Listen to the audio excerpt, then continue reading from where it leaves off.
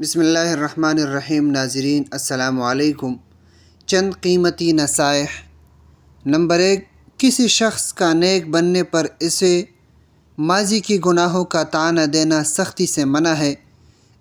ایک بہت بری عادت ہے، معاشرے میں یہ بھی پائی جاتی ہے کہ اگر کوئی انسان اپنے برے اعمال چھوڑ کر نیک کاموں میں آگے بڑھنا چاہتا ہے تو ہم لوگ اس کا ماضی اٹھا کر اس کے منہ پہ مار دیتے ہیں، اس کی نیکی کی حوصلہ افزائی کبھی بھی نہیں کرتے۔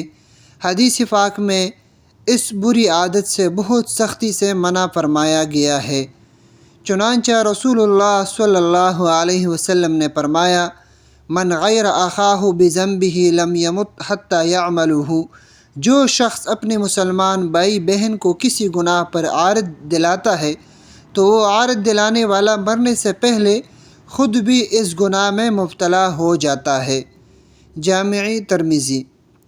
نمبر 2، عبادات میں سستی کی سب سے بڑی وجہ کیا ہے؟ عبادات میں سست روی کا شکار ہونا، جان چھڑانا، عبادات شروع کرنے پر بوجھ سا محسوس کرنا، جبکہ دنیا کے کاموں میں یا فضول گپ شپ کے مجالس میں، حتیٰ کہ موبائل کا گھنٹوں گھنٹوں استعمال کرنے میں بہت چست ایکٹیو ہونا اور بوجھ محسوس نہ کرنے کی وجہ یہ ہے کہ گناہوں کی کثرت کی وجہ سے اور اللہ تعالیٰ کی طرف رجوع نہ کرنے، سچی توبہ نہ کرنے سے ایک مسلمان عبادت سے محروم ہوتا ہے۔ یہی وجہ ہے کہ اللہ تعالیٰ نے گناہ ہو جانے پر اپنے بندوں کو فوراً توبہ کرنے کا حکم دیا ہے تاکہ مسلمان عبادت سے محروم نہ ہو۔ حلیۃ الاولیاء کتاب میں لکھا ہے، امام سفیان ثوری رحمۃ اللہ علیہ فرماتے ہیں کہ میں ایک گناہ کے باعث 5 مہینے تہجد جیسی مبارک عبادت کی نعمت سے محروم رہا۔ نمبر 3، موسیقی میوزک دل میں منافقت یعنی اللہ تعالیٰ سے دوری پیدا کرتی ہے۔ یہ شیطانی یعنی شیطان کے دوست روح کی اعضاء ہو سکتی ہے، البتہ رحمانی یعنی اللہ تعالیٰ کے دوست روح کی اعضاء بالکل بھی نہیں ہو سکتی۔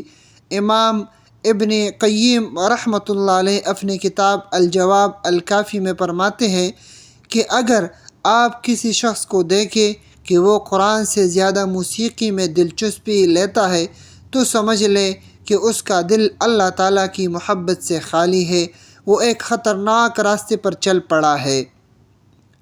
نمبر 4، آپ کو مصیبت اور پریشانی کے وقت کسی سے مشورہ لینا چاہیے۔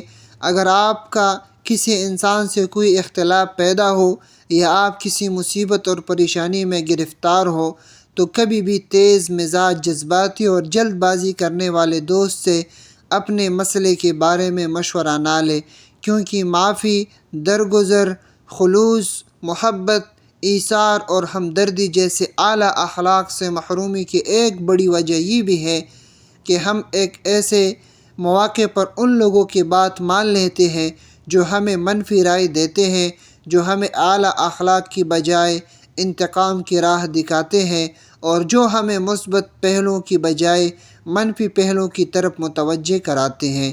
بلا اسی میں ہے، اسی میں اخلاق، صبر و استقامت کا مظاہرہ کیسے ہو سکتا ہے؟ اللہ تعالی ہم سب کو عمل کرنے کی توفیق عنایت فرمائے۔ آمین ثم آمین یا رب العالمین۔ مہربانی کر کے اگر آپ کو ہماری ویڈیو پسند آئے ہو تو چینل کو ضرور سبسکرائب کریں۔